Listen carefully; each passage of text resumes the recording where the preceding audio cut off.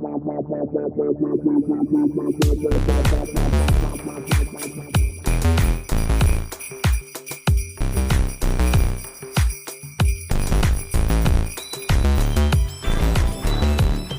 to you from the dining room table at East Barbary Lane, welcome to a very special holiday edition of Full Circle, the podcast. Today we have gathered two wonderful friends to talk about one of my favorite holiday movies, The Family Stone. With us first, she is the two-time Peabody Award-winning children's radio host from Philadelphia, our go-to media guru on all things media and entertainment, and our dear one, Kathy O'Connell. Welcome back. Thank you. Very happy to be here. Kidscorner.org. Right. That's the end of my ad. From now on, Family Stone. Okay. And he is Dr. Alfred L. Martin, Jr., Chair and Associate Professor in the Department of Cinematic Arts at the University of Miami, author of The Generic Closet, Black Gayness, and the Black Cast sitcom, editor of Rolling Blackness and Mediated Comedy, and co-editor of The Golden Girls Essay from the Lanai. He's also the author of Fandom for Us, By Us, which contains you somewhere in there, right? You're in it. I am your host, Martha Madrigal. And I'm your host, Charles Tyson, Jr. And Alfred, welcome to the Full Circle table. Thank you so much for having me. Absolutely. This is, we scheduled this a while back because you were the two people on the planet we wanted to have this conversation with. Yep. I know Kathy and I watch this movie religiously every year, at least once, if not 700 times. So it's part of our canon. Mm-hmm. And you were just saying you kind of caught up with that because it wasn't originally part of yours. Yeah. So I saw the movie when it initially came out in movie theaters, mm-hmm. and it was a perfectly fine confection of a movie. Okay. And so I didn't necessarily feel like there was a reason for it to come back. So like for me, my holiday sort of tradition is that I watch, years ago, I found a recording online of Donald Byrd's The Harlem Nutcracker. Mm. Ooh. And so that's my holiday tradition in terms of media watching, because I also cannot stand the sort of quote unquote traditional Nutcracker. After having danced it for many, many, many years. Yeah. I still itch when I hear the music. Exactly. And it's really sad because like the music is so good, but it just has so many bad memories attached to it. Yep. But anywho, I digress. So I, on Thanksgiving, I was invited to a friend's house, and that was where I watched it for what must have been my second time watching the film. Okay. And then and I was like, I was like, hey, because I have to watch this for a podcast that I'm doing.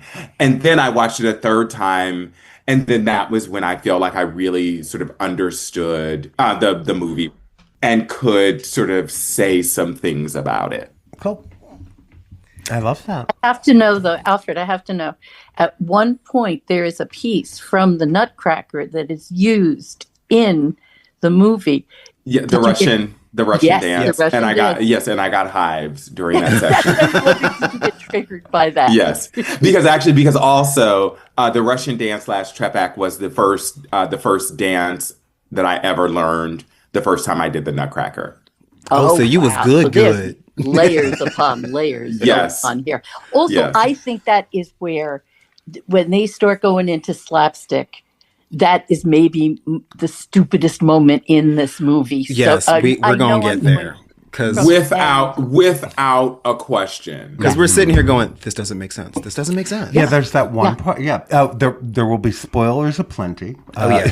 We're going to dissect the whole goddamn movie. But also, there is a way that we have to start with this entire fucking movie doesn't make any sense. Thank you. Okay. Yeah. Okay. It does and it doesn't. I mean, and so there's a way that approaching the movie before the credits roll as this movie makes no sense. Right. Then makes the whole movie make sense. Right. Yes. Okay. Yes. I right. have to keep telling myself these are not real people, and Right. also these are not my family. Right. We don't know. We don't know these people. We don't know these. Yeah. people. I feel like I do. Yeah. The See, prototype yeah. people. You know, I don't love them at all. No, you don't love, which is fine. I mean, they're not everyone's cup of tea either. I had a horrible realization this go round that not only don't know if I love these people, I am these people. Diane Keaton is both my mother and me. See? And I believe Sybil is the villain of this whole thing. We are set up to believe it's Meredith, but Sybil. Yeah. I've read enough about narcissistic mothers. Wow. Now, wait a minute. We're going to get there. All right, first, before we get into the nuts and bolts of this film that arguably many of our listeners probably have no idea what the fuck we're talking about. Well, I'm hoping they go watch it. Yes. It's on Freeform. Right. It's right on now. Freeform. It's on Hulu. It's on all manner of things. I watched it on Prime. Yeah. There you go. The Family Stone is a film that came out in 2005, if you can stand it. 20 years ago. I know. And it has a star-studded cast. Diane Keaton, we've got Luke Wilson, we've got Craig T. Nelson, we've got what's that child's Sarah name? Jessica Parker. Yeah, that one. Notice how I can't remember her name. Rachel McAdams. Rachel McAdams, who we John love. McDermott. Dermot Mulrooney. You do that every Dermot time. Mulrooney, I do it every time. Sorry. Everybody does. Yeah.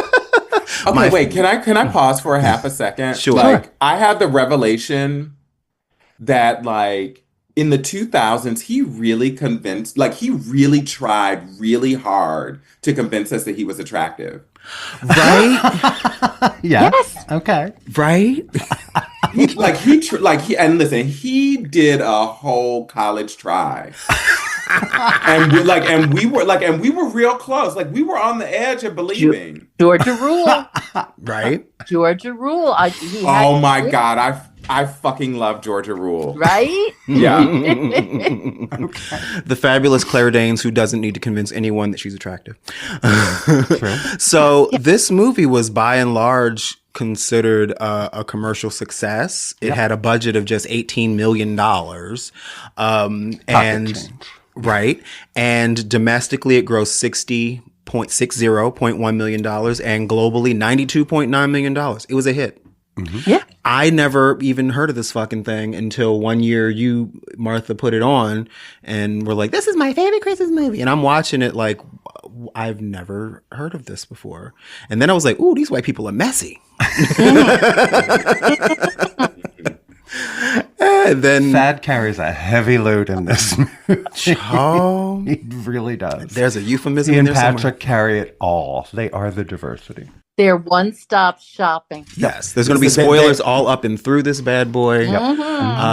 So they are what like when I was in early grad school, I wrote this essay that I've never returned to, but I called it compound otherness.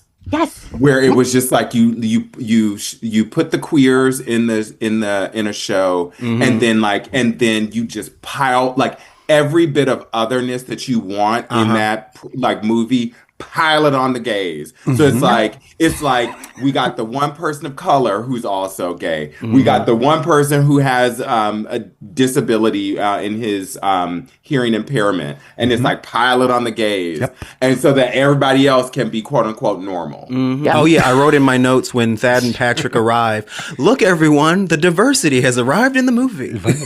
And listen, and they are importantly, they are the first to arrive, so that they set the tone for diversity, And then we get a parade of cishet, dull as dishwater white people. Thank you. And they are also the smartest ones because they knew to get a room at the inn and not stay in the house. And not stay in the house. That part. That is true. That part. And I always wondered why that was. That bothered me a little bit. Because too. they've been here before. Is there an expectation, or are they just really smart? They've met these motherfuckers. This is the first time this bothered me this time around. Haven't these siblings been out of this house for a while? Mm-hmm. Why are Ben's and Everett and Amy's rooms still exactly as they left them? Big Haven't house. The parents done anything since they this movie makes no sense.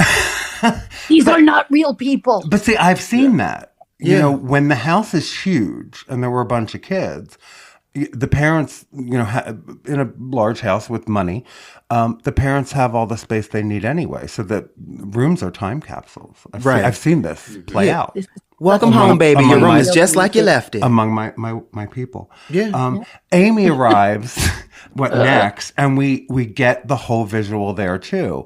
In the snapshot of the old Volvo station wagon that the parents probably handed her, and the NPR tote bag as she's bringing her laundry in. So we get a whole liberal vision of her. And so the thing I have to say that I both love and am infuriated by with this movie is that it is so on the nose. Yes. And one of the things that that Kathy and I were talking about a little bit earlier before we started recording is part of why this movie is so good but also so bloody terrible is because it is such a paint by numbers script. Yes. And it hits all of the beats that you're supposed to hit within 2 seconds of seeing Meredith in that department store with that tightly wound bun, with not a wispy in sight, chained to her cell phone. We know everything we need to know about her. Mm-hmm. And when Amy, is that the other sister? Yeah. When Amy shows up in that station wagon and spills over the laundry, the laundry, and that has the NPR tote bag, we know exactly. Mm-hmm. And we simultaneously then know, because it's come on the heels of us introducing Sarah Jessica Parker, we know we've got a conflict. Yep, you're right. Yeah. And we are set up to hate Meredith from the get-go.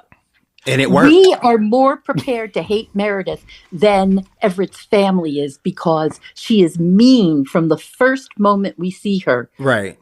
They're not in love. She's on the phone. Ben says the most honest thing in the you don't love her. movie when he says you don't even love her, man. Right. Yeah. But yeah, she's on the phone talking about, I don't care if it is Christmas. I want the files and da-da-da-da-da-da-da. Of course, it comes up in the crazy part of the movie. But listen. Can we also make space for the fact that she is fucking right? I don't give a shit if it's Christmas. Yeah. You do your fucking job and you do it right. Right. Yeah. Well. And I don't give a single damn about Christmas. This is true. You are absolutely correct. I also wrote in my notes that she is probably one of those coworkers that her fellow coworkers have a nasty nickname for. Mm-hmm. And they all use in her presence. And she does. She absolutely does. But she is the one who is this is not America's Next Top Best Friend. Right. This is America's Next Top Model. Right. But here's the thing. Here's the thing, and I know we're going to get to this point because Charles and I have gone around about this point, about the dinner. And I say anybody who has gotten to Meredith's level in business, in the world, has become wise enough to fake being a normal human being. Yeah. And yes, they have 2 gay people at your table. Are you really going to say normal? Are you really going to Read the room, Meredith. Well, I have said many, many times that Meredith gives off that this human suit is itchy vibe. Mm-hmm. Like, she doesn't know how to, like, have human interaction. She doesn't know how to take a compliment. She doesn't know how to, like, handle affection. Like, what is her problem? None of these people have social skills. Ben is the closest and he's the fuck up. Right.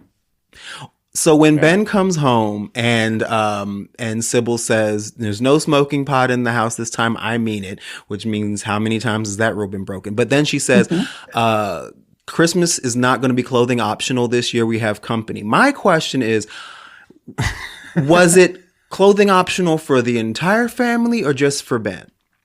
I'm thinking Ben, because he's the only one she felt like she had to say it to. And I believe the rest of the family would have put pressure on Ben that, enough already, Ben. Nobody needs to see that. So they're not nudists. It's just Ben likes to walk around the house butt naked at Christmas time. Or in a towel, or, just comes down in his boxer shorts. I'd be there for that. Yeah, exactly. I'd watch the movie a whole lot more if he did. And listen, here's the thing is, I would submit that Ben is probably the only one in the family who is chill enough to be a nudist, because the fact is for as tightly wound as they like to say that Meredith is, them motherfuckers is tightly wound too. They're insane. Interesting. Yes.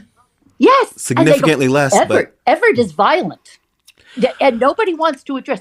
All of a sudden, he goes from 0 to slamming down on the table, and nobody says, what is wrong with you? Right. No, they weren't surprised by that little outburst. Yeah. He's done that before. Yeah.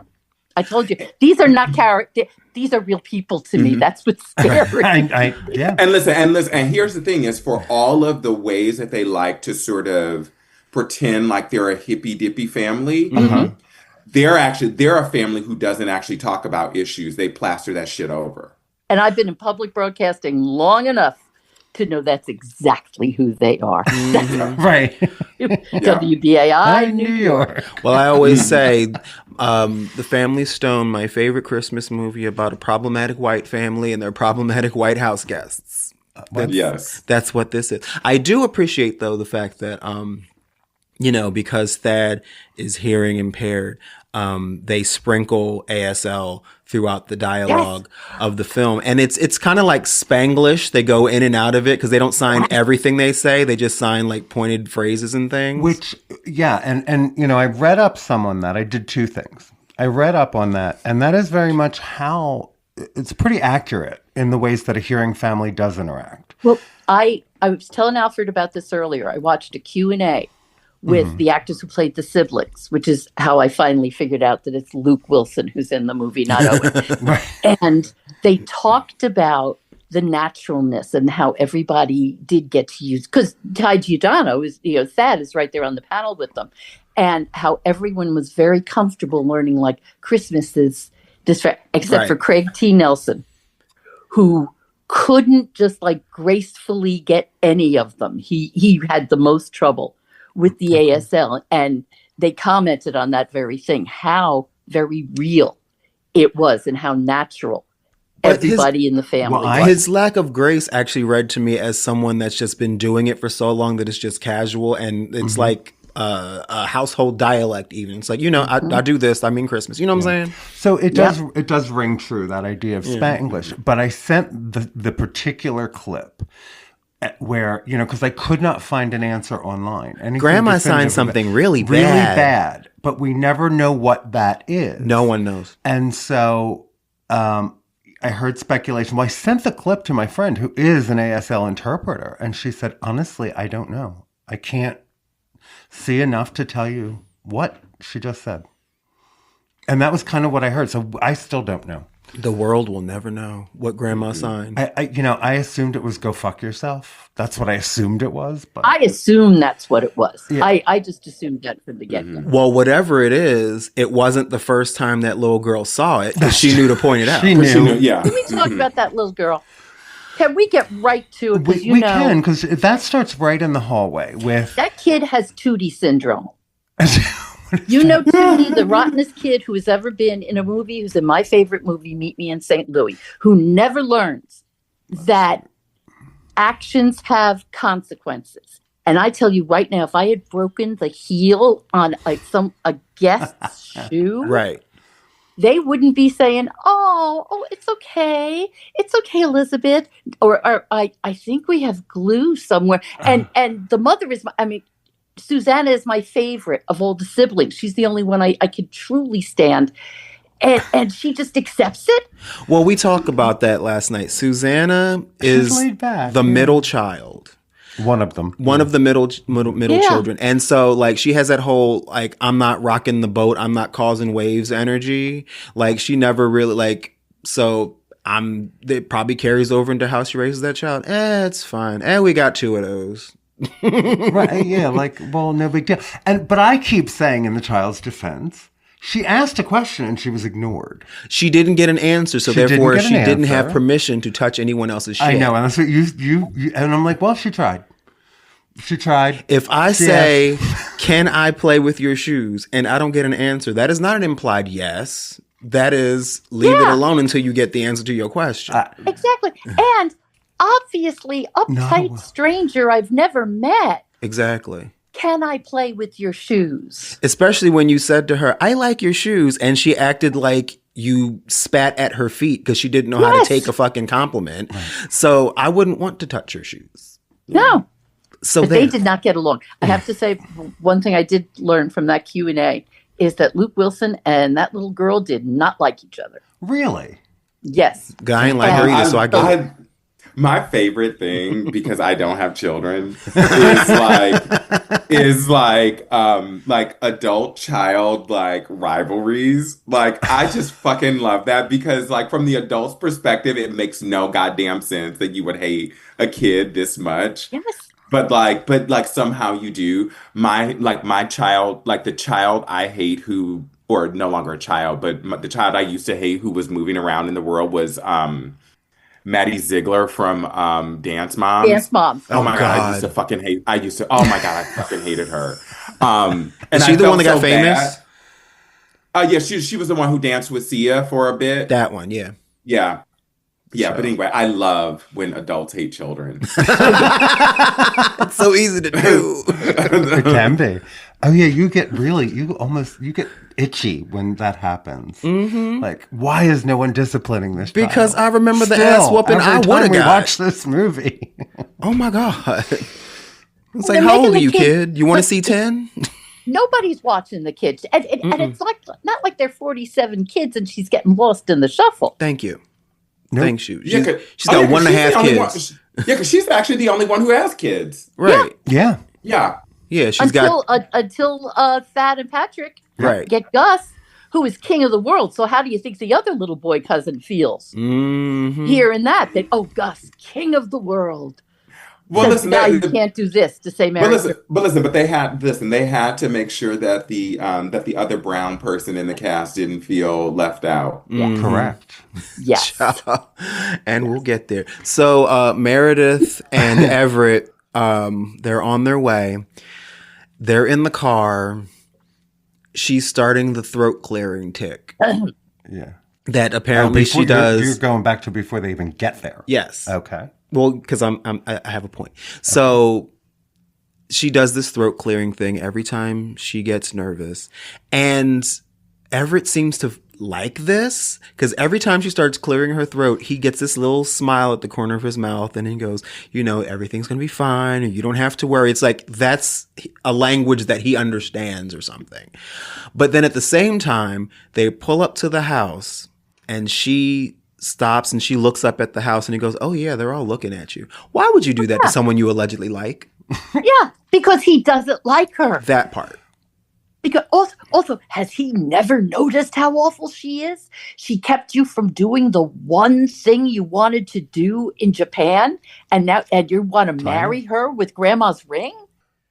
Right. But also, like, yes, Meredith is terrible. And also, so are you and your fucking whole family. Yes. Yes. There's no good guys. Not really. Well, Ben is close.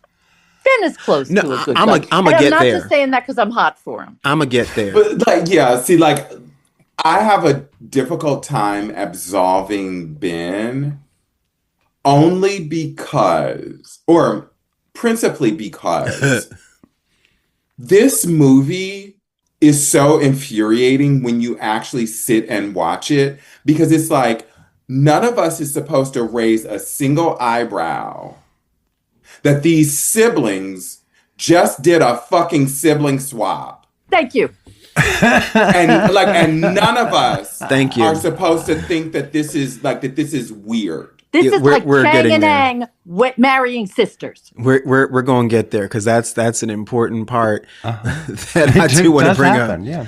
I argue that actually the only one who's worth the damn is Thad, because he side eyes everybody the entire time, and Patrick. But A, he's not related to nobody, and B, he knows firsthand how terrible they are because he had to go through this. In fact, I want to see the movie where he had to deal with Amy when he was new. Well, now here's the thing. Here, and I'm not.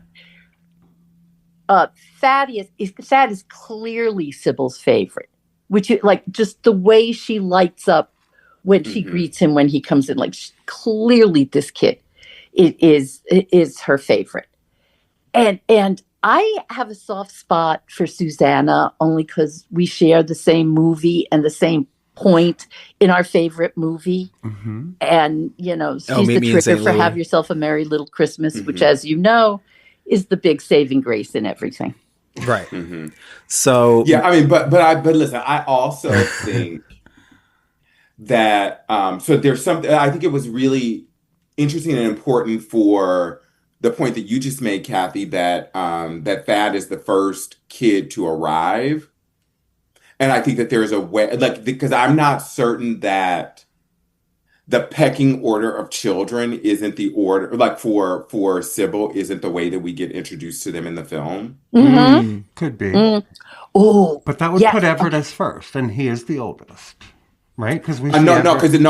Well, I mean, you mean arriving at the house? I mean arriving at the house. Yeah. Okay, gotcha. Yeah, I mean arriving at the house, because I think Tad was last to arrive at the house. I'm sorry, not Tad. Everett. Everett. Ben is the last to arrive. Ben is the last one. Okay, Ben is the last. Mm-hmm. Yeah. So I mean, because I don't even think that. I don't think Mom likes Everett all that much. No, Fair. She doesn't. She could not wait to go marry this awful woman just before she dies to make up to Mommy. I wrote in my notes, she could not wait to tell him no about that ring. She couldn't wait. She was sitting there. We think she was sitting there pondering her. No, she was sitting there rocking back and forth, waiting for the moment to arrive for her to say, "No, you ain't getting this ring." Not for her. Hell no. Not for her.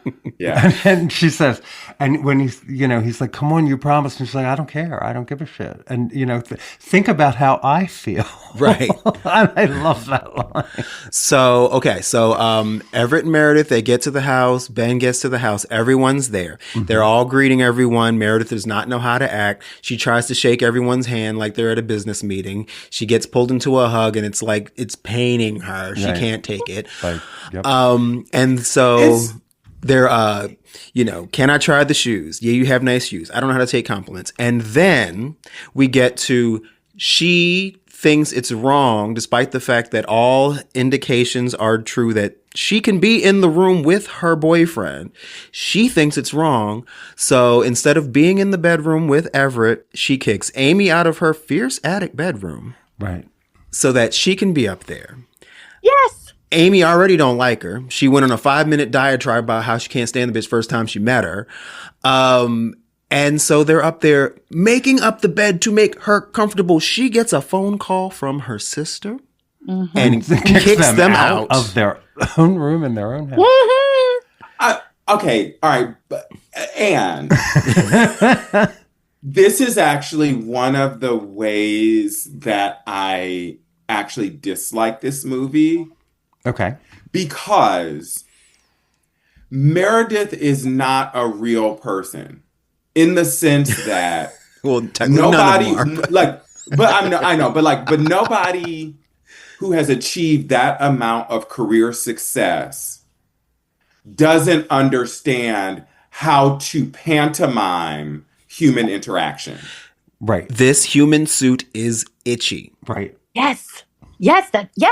So but no person for whom the human suit is itchy doesn't know how to act like the human suit isn't itchy. Yes. Right. To have reached that because Meredith is a VP, SVP, director, something. Right. Yep. Which means that she's been in this game long enough to both be a ball buster to her employees and say, I don't give a shit about Christmas, getting my shit. Right. Mm-hmm. Right. And how to shake hands and kiss babies with the EVPs who can give her promotions. Correct. Yep. And so the notion that she can't behave with these horrible humans is kind of insulting. Exactly. It is. And that's the first thing that doesn't make sense. When they ask her one goddamn question and she answers it for what seems like an hour and a half. All night. All night in the car, getting the pizza, bringing the pizza back. She's still talking. And that level of obtuse, you're exactly right, would not exist in a person who had attained that level of success. Yeah. And notice she's only ever comfortable when she's talking about herself. And at the same time, switches. We learn, don't ask her a question that could be answered with a story, child. Oh my God. Which doesn't, it's the first thing I think that really truly makes no sense. Well, because it's that, and then later on when she's showing Patrick how to make the strata, that's another comfortable moment. But then I also think that she is most comfortable around Patrick because he's the only one that truly understands her point of view because he's been where she is, like the outsider. I understand what you're saying, but then when she behaves that way at that dinner, he says, rightfully, I think, boss, I think we got hit 2 times. So when he doesn't understand, right. Or he's not willing to understand or cut her some slack on any level. Well, not after that, well, which we'll get to. Level, no. Which we'll get to. We're going to get to the dinner, damn it. Hold on. Right. Okay, I want to. Right. Can I just say the one thing I am going to say about the dinner and get it out of my system? The Bride Wore Black is a very good movie. Just if y'all ever get a chance to see it, it is worth seeing. I still don't know the movie. I still have not ever. I think it's too far. No. I thought the title was The Bride Wore African American. That's not what they call it in the South. Right. Anyway, so we're almost there, actually. So everyone's been there for a while. Now we're playing charades. We're actually there, which totally normal people do all the time. Okay, wait. This is before the dinner. Okay, wait. Okay, so wait a minute. Wait. I have to come back to something that struck me that I was like, that's a fucking weird thing to say. Okay. So Luke Wilson, when he first meets Meredith, goes on about how like she reminds him of his 2nd grade teacher. It's the bun. With no lip. And even as it's the no lip thing, it's just like the fact that y'all gonna be fucking in like 45 minutes is weird. Okay. Mm-hmm. Oh. But he's a free spirit, don't you know? I mean, he says what he's thinking.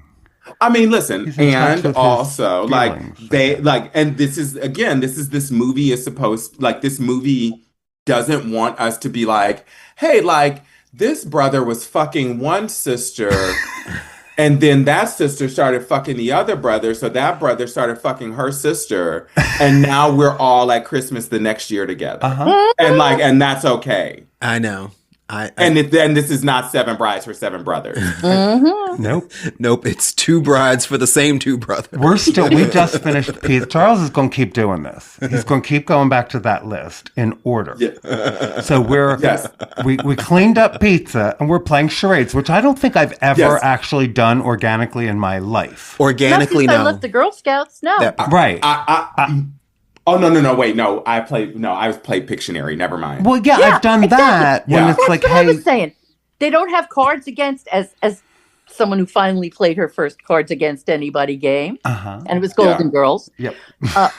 But yeah, they don't have Pictionary. They don't have Monopoly. They don't have any board games or anything like that. No, charades. We have to play charades. So Amy, who is the worst, I don't care what anybody else says, she is awful.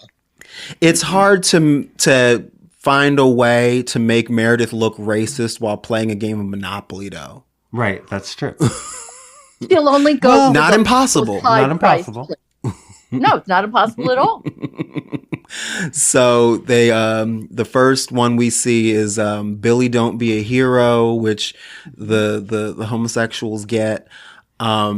And which, by the way, I think is and wasn't that Meredith's? Yes, and they say it's not a very good clue. I think that is a great clue. That's implied. And I thought so too. And they got it. Yeah. Try to act it out. Yeah. But apparently it's not something that they would normally have in their rotation. That's why they didn't think it was okay. So those boomers knew it. But now we know that Meredith is being set up because Amy's like, I've got a perfect one for you, and digs through the basket and goes, I hand her that one. Here we go. That's also not how charades works, is not it? You pick one. Like you just go in and you pick one. Yeah. Normally. Right. But it's a setup. And so, Meredith awkwardly acts out a couple of words. And then when it gets to the clue black, she says she was not pointing at Patrick, but my whole thing is then why was your arm in that posture? Because she does this stupid thing with her hand that we never saw her do before or after. Thinking and interacting is the idea behind it, which I think I've seen people do. And listen, I think I've seen her do that on Sex and the City, by the way. Right, like you're making a point there, or because it's just like this. And hold on a second, I'm thinking about that. Looking for a word like that seemed like a natural gesture, but of course. Amy is the kid who would make that into something, whether it was or not. Right. But that would imply that she knew she was going to do something like that. Otherwise, she wouldn't have handpicked that clue. You know what I'm saying? Mm-hmm. Maybe. Because we already learned in the beginning that Amy has examined this person enough to have the throat clearing thing and be an annoyance and mention it. And so, yeah. So Amy is basically like Batman. You give her enough prep time, she can find a way to fuck you up in a game of charades 6 months later. And you know where that comes from, she's also a bully. Okay. She is a bully. Because she's been bullied. She's the youngest child. In a child of 5. No. Yeah, no, absolutely. Of the family, spoiled, rotten. And that is not a child who was bullied. She doesn't come across as someone that was bullied. I mean, you see him knuckle her head and bullied. Listen, they didn't beat her up, but they picked on her. Sure, they did. As the baby of a family, Amy was not bullied, but Amy learned from the bullies. There you go. Okay. There you go. And from the main book, and listen, and that is how she has perfected and sharpened the blade of her knife so well. Okay. She's not been bullied, because the thing is like when the chips are down, she can't take the bullying. Oh, see, because she has been. No. All Everett had to do was say, enough out of you, and she backed right down and crumbled. And I've been that kid. I was the youngest by a lot. That's big brother energy. Yeah, I don't say it's bully. No, but it's also like, no, I don't. I didn't. Okay. I didn't get that reading. Okay. Yeah, I think picked on. What word do you want me to use? I think she's the bully because she was the baby and they let her get away with everything. Right. And they still let her get away with everything. That was a shitty thing she did to Meredith. Right. And nobody's willing, really, Everett? Right, that was. This is one place you could actually say, Amy, that's a lot, you know? And that would have been the thing to say should have been apologized for. And we don't even touch that as something that warrants an apology. We don't. We just move forward. Right. We move forward in the story. So, because where I'm going is when Craig T. Nelson starts apologizing, but we haven't gotten there yet. Oh, child. So, and I'm like, what the fuck are you sorry for? Meredith freaks out that she was called a racist because, the worst thing is to be called a racist. It's worse than being a racist, apparently. She runs from the room, and Everett is like, basically, like, what's your problem? Calm down. She says she's not a completely ridiculous person. I think that's debatable. Yeah, she actually is. At that point, we're talking about the character's portrayal. Right, it's completely ridiculous. Yeah, and I wrote down the line when she's trying to, she says that you're already looking at me the way they look at me. Mm-hmm. And she says, I don't want you to be a good guy who got caught up in something and couldn't find the break. Ding, ding, ding, ding, ding, ding, ding. I think that's what this is. Because on paper, they belong together. There's no actual reason for them to not be together, except he don't really like her because he sees her do these things. Like, he sees her on the phone. He sees how she deals with people, but it hasn't hit home literally yet, which we're going to see in a little bit. Because he doesn't understand how much of a mama's boy he truly is. She is Sybil. Meredith is Sybil, and that's because why else would he be attracted to her? There's nothing attractive about Meredith. I think on paper. Yeah, I think it was an on paper thing. But because listen, I think that on paper, Meredith is actually very attractive in the sense of you've got this this very well accomplished businesswoman who can be the great date that I can take to a dinner party with the partners. Meredith makes sense on paper. Right. Mm-hmm. Yes. And Everett's running for mayor of something. Right. Mm-hmm. Which is a throwaway line, but and we get the impression blows the whole thing. Yep. But that's the other thing that we see during that charade scene is everybody keeps pointing up until that point at the ties. Your tie's crooked. Because we get the impression he doesn't wear a tie. Right. Normally. Take that goddamn tie. They're not off. used to this. He's much more casual, but with her he's being very much more formal. Right. Which is making them hate her even more because he's not being himself. But and the thing is, though, is in some ways it's it might not actually be her fault that he's this way. This might be him social climbing and making himself into something that he's not, possibly because he wants to social climb. Yeah. Right. Or maybe rebelling away from the loosey goosiness of the family's morals or whatever. Yeah, but they're rich loosey goosey. Yeah. If they were if this was J.D. Vance, hillbilly or something. Let's not go there. Right. Let's not go. No. So, I think are we at the dinner now? We can be. For sure. I mean, Julie shows up. Did she go to the inn before or after the dinner? Before. Oh, okay. Before, right away. Okay, so this moment with the charades is what sends her all over the edge, and she can't be around the family anymore. She's got to go to the inn and call her sister Julie as backup, which also makes no goddamn sense. So I mean, all around, it makes no sense that she would call her. It makes no sense that Julie would do it.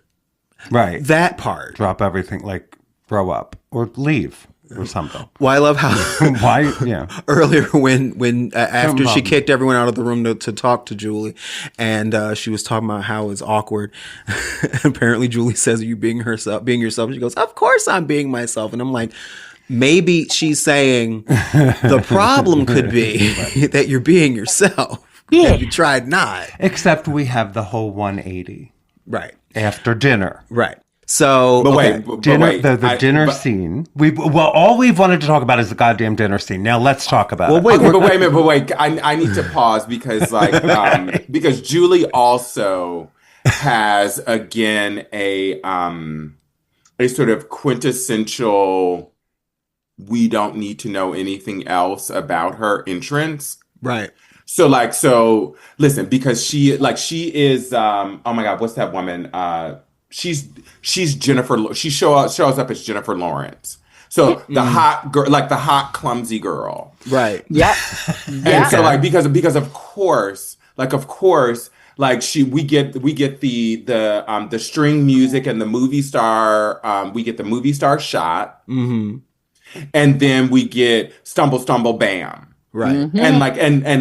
And so now she's relatable. Yeah. And now we want to root for her. And everyone loves and her. She's real. And he just automatically feels the chemistry when he just looks at her. And this is right after, now, because he was ring shopping with Thad because mom's not going to give the ring. Right. And Thad winds up saying, don't do it. You don't love her. That's the first time we hear that. Right. Is in the jewelry store. Right. When Thaddeus is like, don't do this thing. And then they go and pick her up. And, he's like, oh. Right.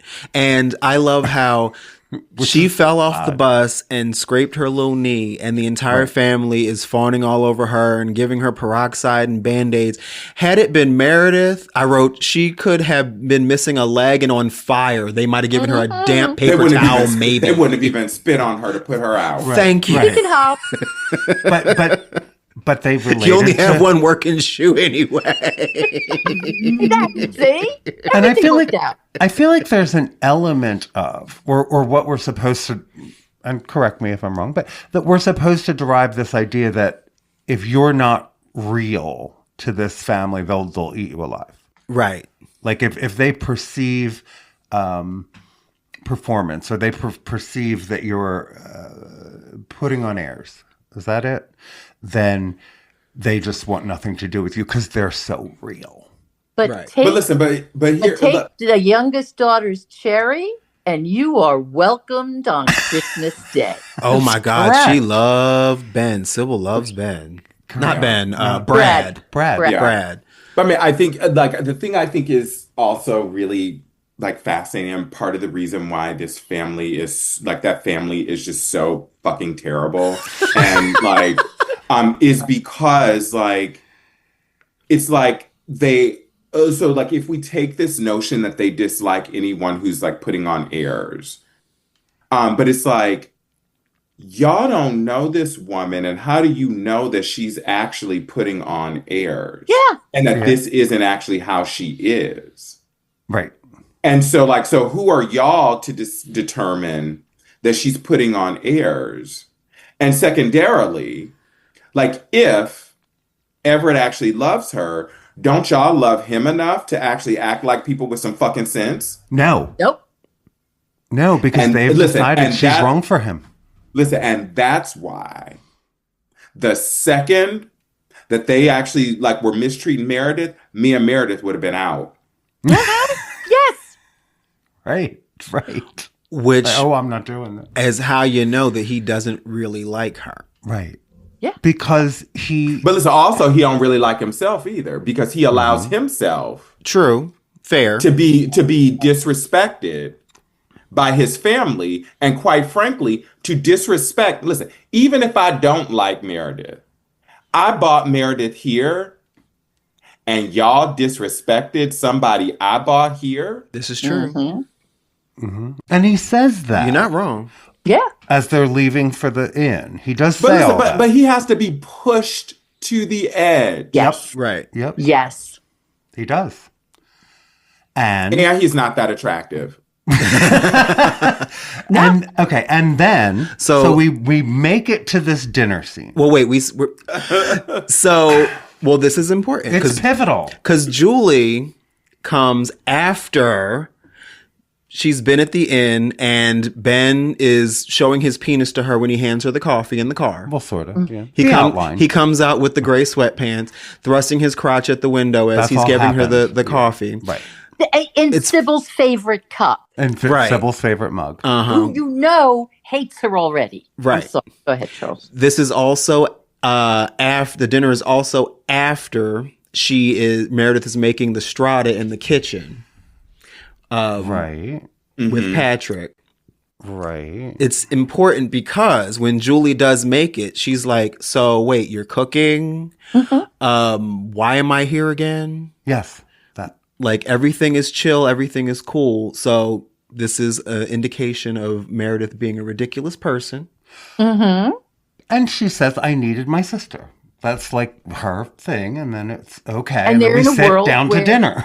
They're in a world where FaceTime and telephones don't exist. Exactly. But also the only time y'all will ever hear me defend Meredith, although I think I defended her in the early side, so maybe I'm becoming a Meredith stan. But anyway, but one of the ways that I will defend Meredith is that I can also kind of understand being in this extraordinarily hostile environment and being like, my sister is my security blanket. I need my fucking security blanket. Sure. Okay. But then you go to her. Then you say, okay, look, I can't deal with this anymore, Everett. I'm going to go visit my sister. You want to come? Come on. We wouldn't have had a movie. Well, Have her come to the inn. Well, she does come to the end. That's what she does. That's true. She's there to spend this time with Everett. And luckily, she came just in time for them to have dinner. Are you happy? You like how I did that? yeah, I like that. No, but this is the pivotal time. We're at the dinner table. Mm-hmm. Yeah.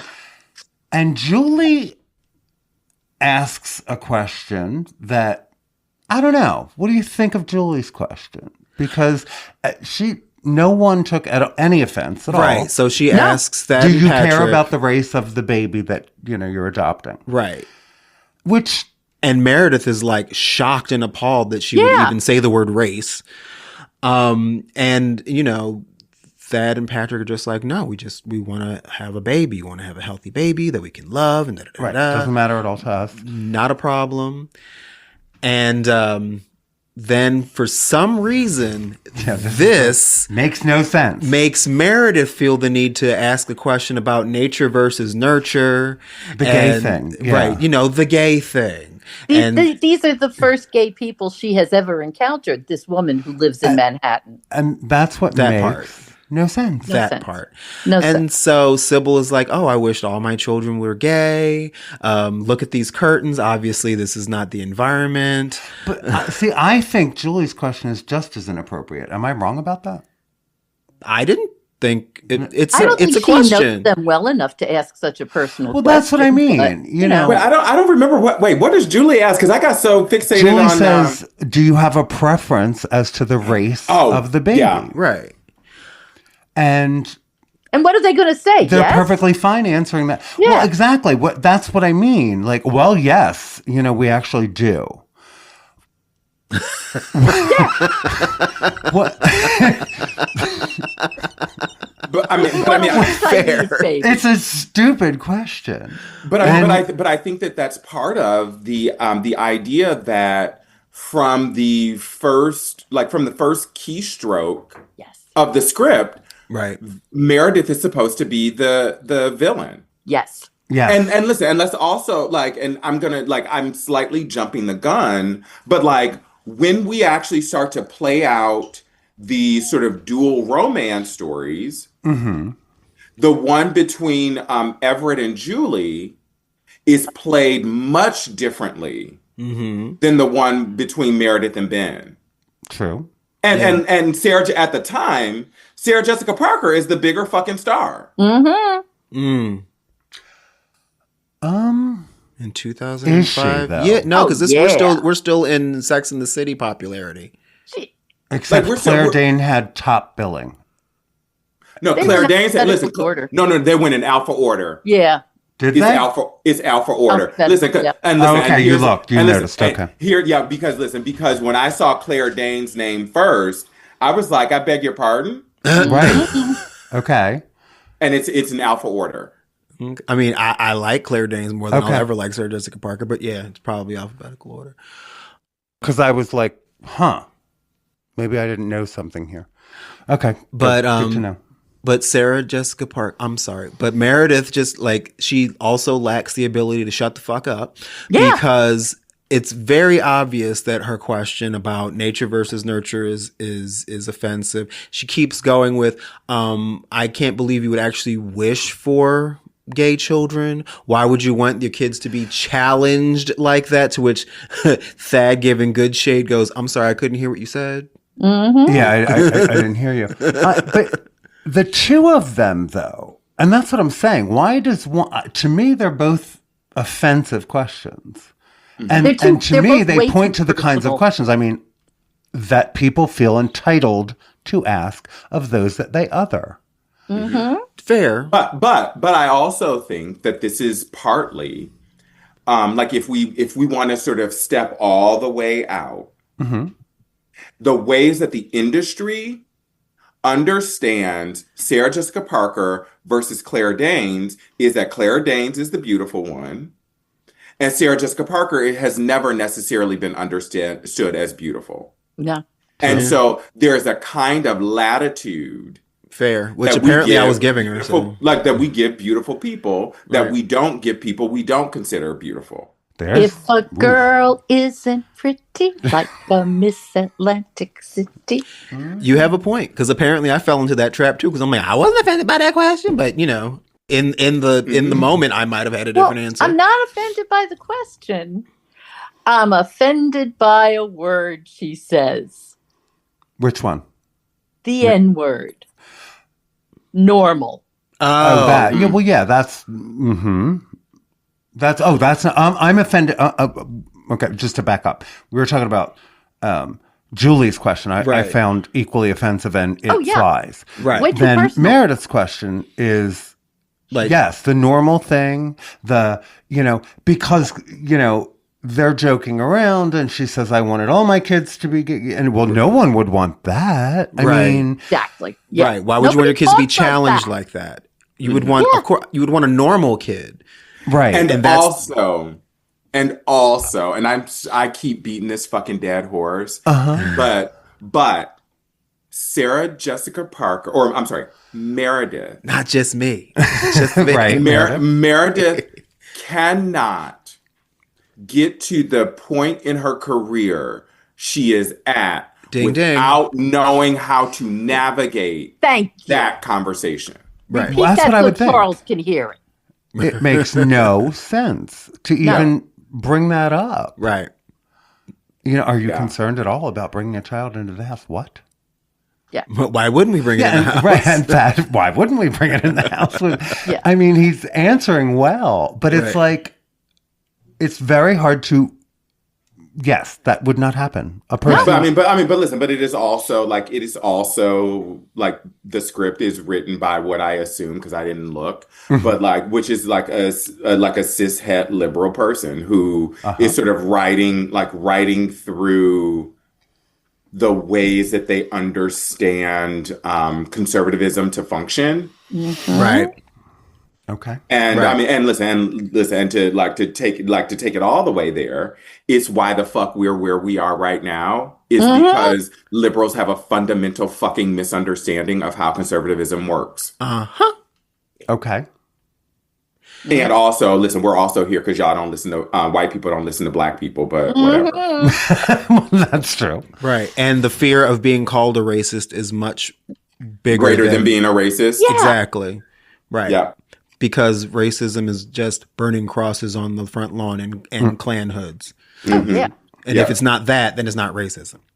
Yeah. Anyway. But anyway, we digress. Wait, we're at dinner. Right. So wait, are we saying that character, the Meredith character, is the conservative? Is that what? I think that there is a way that when the film wants to introduce a kind of conservatism into the universe, right? It is through the liberalness of the writer. Okay. And we must always already put that on Meredith because we are supposed to hate Meredith. Yep. And as liberals, we are supposed to hate conservatism and conservative ideals. And listen, and Jesus already created Will and Grace in 1998, so that fixed homophobia. Right. So It's true. It did. Mm-hmm. But we're still 3 years away from Obama fixing racism. So Well, I get it. So, but yeah, so I don't understand. Here's the next thing I don't understand. Okay. Is she doesn't stop talking. No, she doesn't. Causes the upset with her words. Not their responses. I'm sorry. Their responses make sense. Yeah. Given what she just spewed. And then she says, thanks a lot to Everett. What the fuck was he supposed? Because he said, why don't you try saying what you do mean? Right. Which... Well, she tried to get Patrick to back her up. She was like, surely, Patrick, you must understand. Like as the Negro in the room. Exactly. Right. And that's when he says, well, boss, it looks like we've been hit twice. And he made sure to sign that shit too. Right. And yeah. So like, I don't understand, and Everett's mad. Now, Everett's mad at the family. Right. For what? I never understand for what. I think he's mad retrospectively. So listen, it is okay. So here it is. So listen, I am this person, which is to say I'm a little teapot. And what I mean by that is that I don't scream immediately. I boil, and then I get all steamed up and hear me shout. Okay. So I don't think. Come on, metaphor. Everett was mad at that situation. I think that was the cherry on top of the shit sundae. Yes. There you go. Yes. I also think, because we saw his trophies, we know he has a great job. He is the eldest. He's supposed to get the ring as being the eldest. So he has had it easy, as his mother is going to say to him very shortly. Mm-hmm. And I think he just thought it was going to be easy for Everett to come home, introduce Meredith, and his mother was going to get cured because of it, and all kinds of good things were going to happen because Everett's had a charmed life. Mm-hmm. Right. Mm-hmm. Yeah. No. So Meredith is a wreck because so no one loves her. No, that didn't happen yet. That hasn't happened yet. They go off to the bar, and suddenly we see this whole other version of her at ease. Okay, listen. Tell it. In the theme of nothing fucking makes sense in this movie. Yes. All it takes is the uptight city girl to have the hippie from San Francisco, Berkeley, to take her to a dive bar, Yep. and all of a sudden, get right back to where we started from is her jam, and she's dancing to it in her pencil skirt. Are we kidding? The bun is still up. Share a room with her boyfriend. She's too uptight for that. But all of a sudden, exactly, exactly. But I think we've already because she's had the car. She's wrecked the car because also a city girl can't drive. That's right. But she tries to escape. Right. But somehow Everett can, but she can't. But they both live in the city. But got it. But also from that is actually where in the car crash is where we start to see some wispies. And so by the time she's at the bar karaokeing, we've got the metaphorical wispies. Right. Sure. Well, that's my whole thing. It's like, okay, so she gets to the bar, she's with Ben, she's got a couple of drinks in her, laughing, having a great time. So does that mean we're supposed to like her now? Because it don't work. All of a sudden she trusts people. Well, you're supposed to see that around where there is chemistry, around a good match brings out the realness in a person. I think what we're supposed to see. Then she should have matched with Brad, because when they were dancing, they felt more comfortable than any other couple that I've seen so far. And also, so that just means that Ben is just okay with the fact that, she's out there talking shit about his gay brother. It's his brother too. I know that's I weird. wouldn't want to be sitting out having beers with this woman. Because they're all awful. Yes. Oh, Well, yes. Yeah. But so while that's happening, we've got Everett walking around looking for her and trying to spend as much time as he possibly can with Julie. And, Julie sends him away. Craig T. Nelson shows up. I'm here to apologize. For what exactly?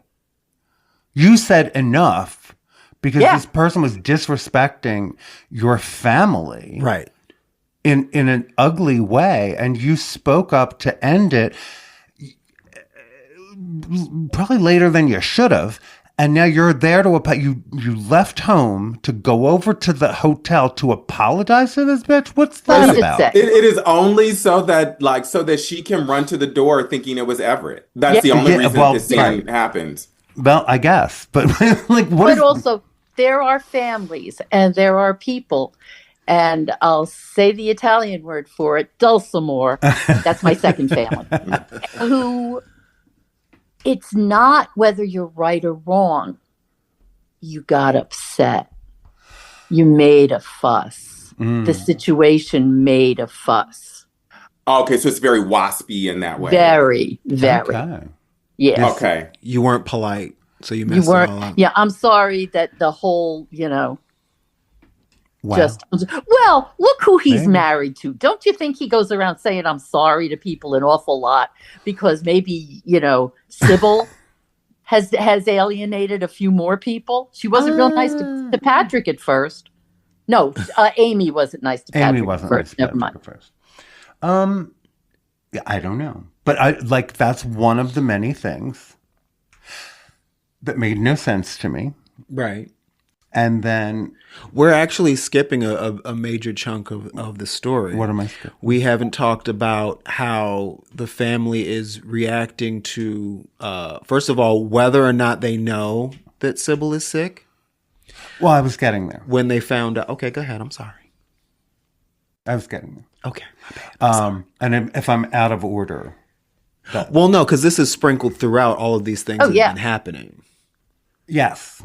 Ben and Kelly getting to the juicy in shit. The stands Right. So wait. Go ahead. Because I have a question about the scene where Susanna goes to get in bed with Diane Keaton on this. Because and oh gosh, and I can't remember what I think she says how many people know or who something. Who else knows? Right. Who else knows? Mm-hmm. And so that was a moment where I was like, oh, so it feels like the children understand, know what's going on, even though there's not been a conversation about it. Well, so they knew she was sick. Because Susanna knew it, and then... No. So we learn when she opens her blouse to her husband, or her top, we learn that, she's had a mastectomy. No, that's that's later. That's later. That's during Have Yourself a Merry Little Christmas. I understand that. Mm-hmm. But we learn from that point in the movie, they knew before she's been through treatment. What they don't realize is it's back. Kelly tells Ben, or Ben says to him, and he does when they're in the stands. Yeah. Mom's worse, isn't it? Yeah, it's not. Yeah, he says it's not good. And and then he says she wanted to wait until after the holidays to tell you kids. Right. You're going to let your children go through, not knowing, living a lie during the holidays. How about how about operating as a family and getting through it together? I think he wanted Sybil to have a good Christmas. And I think she wanted it to feel normal. That made complete sense to me, and I have lived through this scenario with folks who said, I'm not bringing, I have a dire diagnosis. I'm not doing that. I'm not bringing that to Christmas. Mm-hmm. We'll deal with it come January. And so that made perfect sense to me because I've seen it play out, where it's we're going to have, I really want this normal, or I really want this not as a character in the story because of how everyone gets. Because one of the conversations we got into last night is, Ben comes back and he is high because they were getting high and eating brownies. And then, Dad shares this information. It wasn't the brownies that were passing the bowl back. No, Millie's brownies don't have pot in. Oh, I thought they were eating too. I thought anyway, and smoking. But anyway, they come back, and she says, did you have fun getting high with Daddy? Right, because she saw the look in in Amy's face that Amy was suspecting something. Right. That was what I said. He's hugging his mother and she's hugging him, and then she gets a look on her face, and then Amy comes in and is like, what's going on? So that's when she pulls him away from her and goes, did you have a good time getting high? To throw Amy off the scent. They all have it hanging over their head that they went through this with her already, as we will see during Have Yourself a Merry Little Christmas. Yep. Mm-hmm. Yep. Yeah. And that's right. So that's, I mean, we know that that's all happened before. It's not, this is not, the new information is it's back. Right. Mm-hmm. And it is, that plays a character in this whole thing. And I have to say, I told you I watched this, especially last night, to kind of remind myself why I truly love this movie.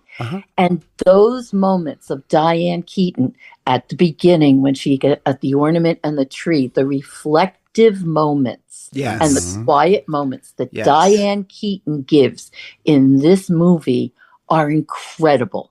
Right, because it's like the core, that's the heart of this movie, is this woman is looking at her last Christmas with her children. That part.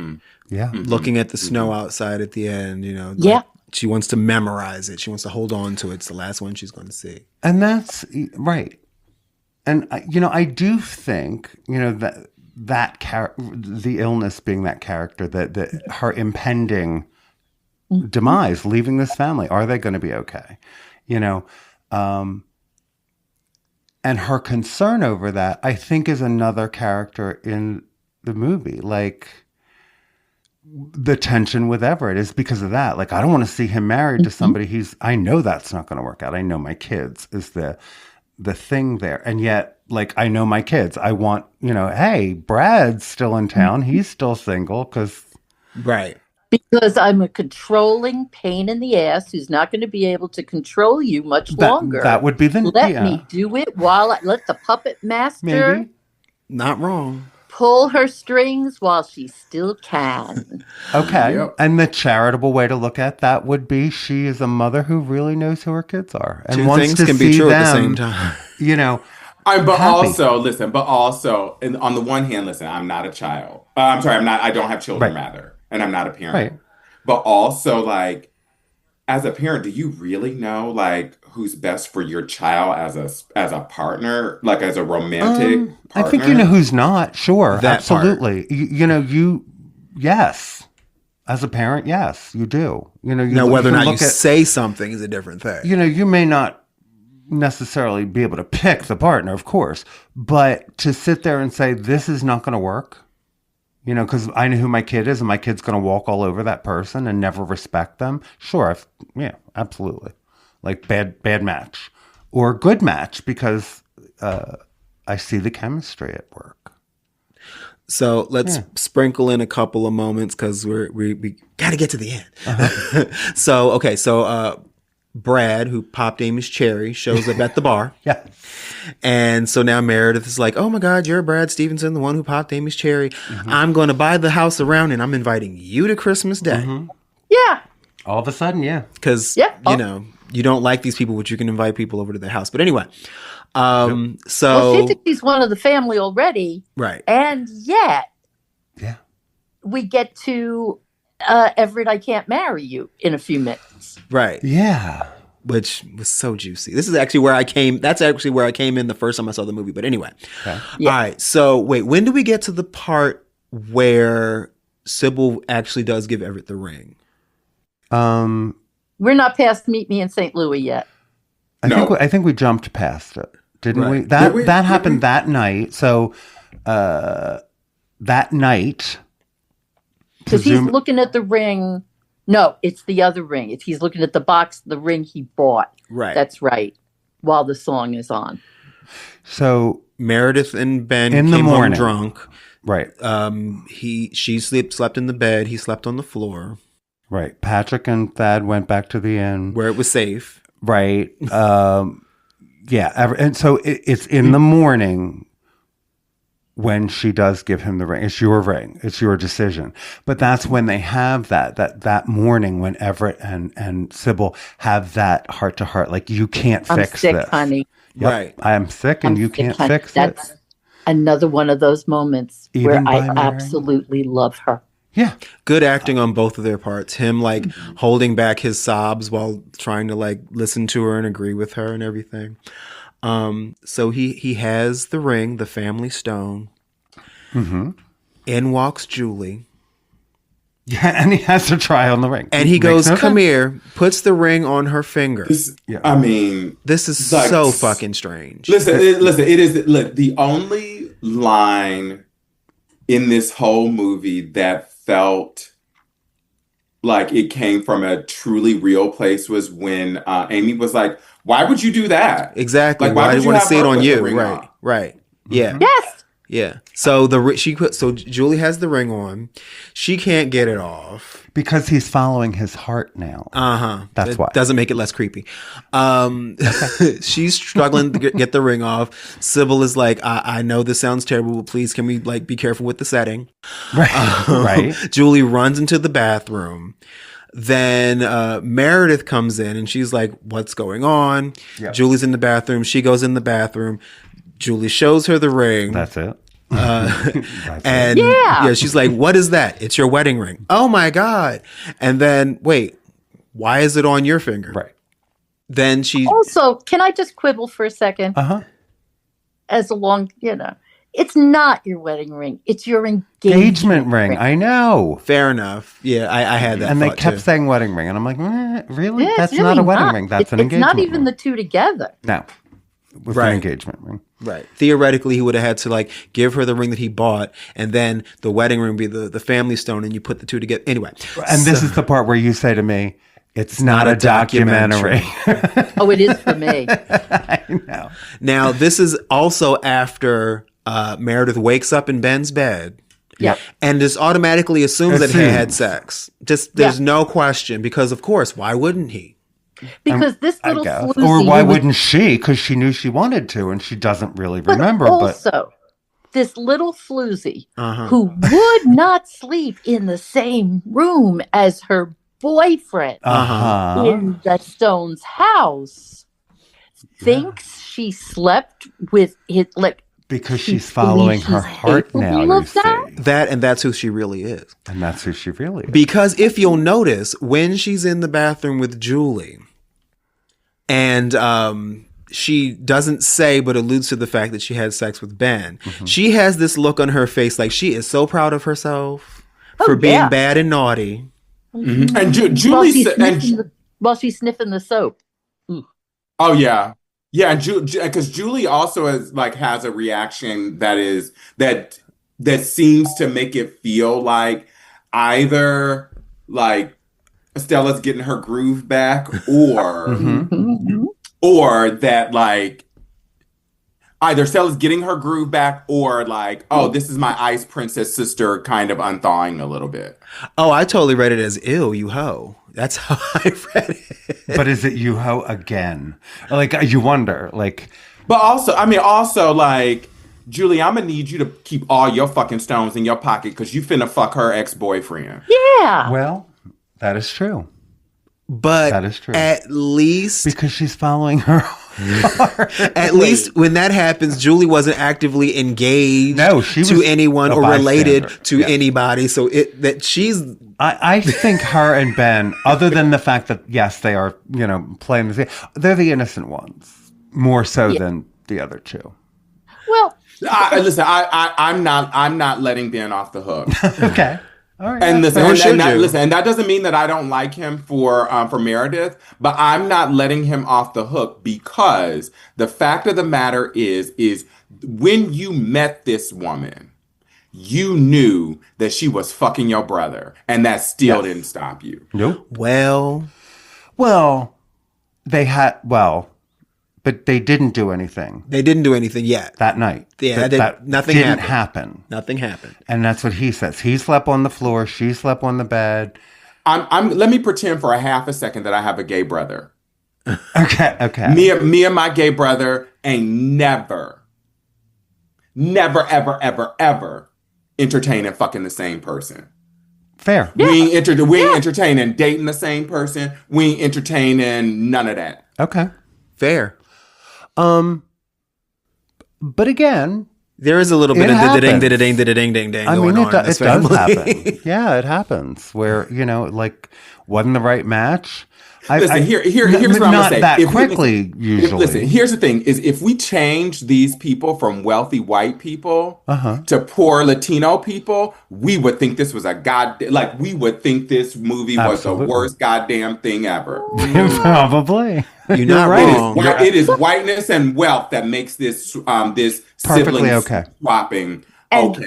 Yes. We see the result of this at the end after Sybil is gone. Sorry, I'm skipping ahead, because there is still no chemistry going on there. They got their arms around each other, but nobody looks comfortable. Meredith certainly doesn't look any happier than she ever did. Oh, now see, I think she does. I think I don't think looks so. Like she's finally... She's looking down, and she's like, well, this is as good as it's going to get. And I see that entirely the opposite. Like, she's finally relaxed and with who she's supposed to be with. But I feel like she's still in a bun. A little sad. Sure. Tight-ass bun. Yeah. But we're skipping past the part where I came in. So we're in the middle of opening presents. Brad comes over. Oh my goodness, what are you doing here? Hey, Amy, I want to show you something. He gives her a Christmas gift that she loves in the ambulance. That hasn't happened yet either. I'm skipping. I'm getting them out of the way. Okay. So Everett wants to talk to Meredith. Oh. Do we know about... No. First, Meredith gives the presents out. Right. Yes. Meredith gives the presents out. So that's... Okay. Yes. We've had this moment of confusion, right? Mm-hmm. With Craig seeing her in the bed. Right. Then she smacks him thinking they slept together. Right. Oh, she says to her sister, I just got here, even though she just came from upstairs. Mm-hmm. Right. She's a lying hussy too. But is it straightened out yet by the time she gives out the gifts? No. No. It's not? No. Never gets straightened out. No. She gives out the presents. It's a beautiful picture. Because we still have to have, because the Nutcracker is about to happen. Yeah, we got I'm trying to get there. Happening. I'm trying to get there. So she gives everyone in the family a present, and they each get a framed photo of Sybil pregnant with Amy. Mm-hmm. She thought it was Everett. Doesn't matter. Everyone's having their own individual reaction to the photo. Yep. And nobody is just a normal, gracious, like, oh, thank you. Like, well, no, Amy is starting to break down and wants to apologize to Meredith. Mm-hmm. Like, she had that moment. Sure. And Sybil, I think this is the best it's going to get, looked at her and said, you did good. Yep. That's the best you're going to get out of her. That was high praise. Yeah. Control. Okay. So then Everett wants to pull Meredith aside for some reason. I think Meredith assumed she's assuming he wants to propose, but I'm wondering why. I think he actually wants to say, maybe we should break up. Yes, I think he's. I got to jump in a second. Has the ring fallen off the rotten kid's finger yet? Because that's another thing. No, not yet. We ain't get there yet. No, not yet. Okay. And so Everett wants to pull her aside to tell her, presumably he wants to break up, and she's cutting him off, saying, no, we need to talk, and then finally she jumps in. No, I'm not going to marry you. Right. Presumptuous again. Well, and then he goes, because I didn't ask. She was told. Right. Yeah. She was told from her sister. Right. Here's the ring he's about to propose Julie with. told her that. It's right here. So it's not presumptuous. Slash, this is where Charles reads this movie through I Hate Sarah Jessica Parker. Also that. Okay. You're probably right. Okay. But he looks at her and goes, I didn't ask. Right. And this is, again, this is where I came in on this movie. My first time seeing this movie started with her giving out the photos, the gifts. So then this whole thing with I didn't ask, I was like, ooh, this is juicy. So then. And then this is when she says, right? I know what you all think of me, and I slept with his brother. Isn't this the moment you've all been waiting for? Right. Isn't this the moment you've all been waiting for? I know what you think of me. And then she comes and sleeps with his brother. And then Ben says, wait a minute. We did not sleep together. Right. So that should be the end of it. Right. There's no reason for Everett to be upset whatsoever with Ben. Nothing happened. Right. Because and you were about to break up with her anyway. Exactly. Because he's a violent, controlling golden boy. Because that's, again, one thing that never made sense to me. This whole scene, the whole thing that ensues at this point in the movie, I'm like, why? Right. What you mad about? And also, I did have to write down because she said, I know what you see. Meredith, the spoiled, crazy, racist, bigot bitch from Medford. That's what you all think. And I'm like, I do. I think you that. do. I think that. And listen, that's let's also later. listen. Like the thing that annoys me about this whole thing, like this whole bit, is that Sarah Jessica Parker / Meredith then spends the rest of Christmas Day in that fucking eggy t-shirt. Thank you. Smelling Thank you. Yeah, I was like, how long has she been wearing rotten eggs now? Oh my God. Oh my God. But so to me, it should be over. Right. It should be over. But then Everett's mad at Ben, even though he already just said nothing happened. I don't know why he's mad or why he's chasing him around the room to the tune of the Russian dance from the Nutcracker. Right. And you were just about to break up with her. Right. And then and this is after we dump the strata on poor Meredith, and Amy slips in it. They all fall down. All of a sudden, this movie becomes it's a mad, mad, mad, mad world. Right. All of a sudden, we got slapstick. But then it's through the slapstick that all of a sudden now, like, Sybil and Amy like Meredith. Yeah, then all the reindeer because now that she's got egg on her shirt and they've slipped and slidden around in egg shit on the floor, right? Then now we can all be friends. Yeah, kind of. And Meredith says the truest words in this whole movie: "Amy, you're the worst." Right. That's when Amy slips into but it was like, what's so great about you guys? Like, nothing. We're all we've got. All we have. Yeah. Right. And we're all we've got. And I think that's truer words. Like I said, I've seen that family that at the end of the day, they make whatever they make kind of work because they're their own system. Right. Because none of these people have social skills. Apparently. Including Everett and Ben, who are wrestling under the table. They knock the table. Again, over what? That's what what are we wrestling for? For no goddamn reason. Was there a scene that would have explained it all that we cut out? No. Or how do we wind up fighting when there's nothing to fight over? We had to get to this moment. And Everett just needs to be aggression? I think that is that's a straight man thing. It is also a sibling thing where it's like, I don't want this toy, but you can't have it. Mm-hmm. That's it. Yeah, but and I would agree with you if he didn't just nothing happened. There's nothing for you to be upset about. But they got close enough that it could have. Okay. That it could have.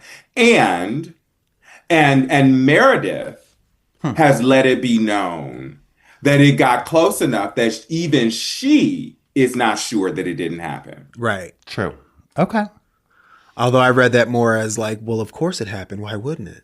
And it's still, but you're doing that. Yeah, I'm owning it. Putting her only through a negative lens. But listen, I think like we're actually just saying the same side of the coin, right? Which is that either she doesn't know that it happened, or whether or not it happens, or happened rather, or she knows that it happened and she's like, eh, right, yeah.